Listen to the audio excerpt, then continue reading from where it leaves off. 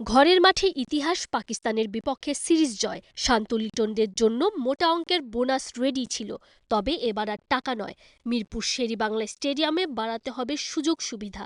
ক্রিকেটাররা চান একটা আধুনিক সুইমিং পুল, কারণ শুধু নিজেদের জন্য নয়, ভবিষ্যৎ প্রজন্মের কথাও চিন্তা করছেন তারা।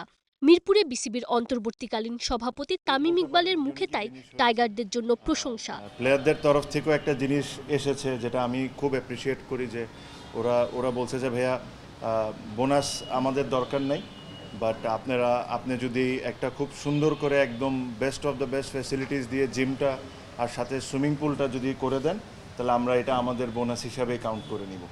সো হ্যাঁ, মানে বোনাসের টাকা না, এটা করতে তো আরও অনেক বেশি টাকা লাগবে, বাট তারা তাদের তরফ থেকে এই কন্ট্রিবিউশনটা করতে চায়।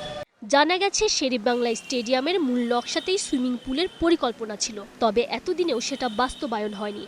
এবার আধুনিক সুবিধাসহ সেই পুল নির্মাণের আশ্বাস দিয়েছে বিসিবি। পাশাপাশি সংস্কার করা হবে স্টেডিয়ামের জিমনেশিয়ামও।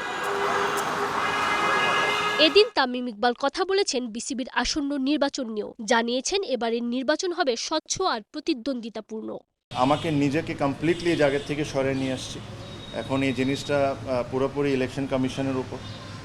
পার্থক্য এটা বলতে পারি যে আমি কোনো চিঠি সাইন করছি না, আমি কোনো কাউন্সিলরশিপ রিটার্ন করছি না।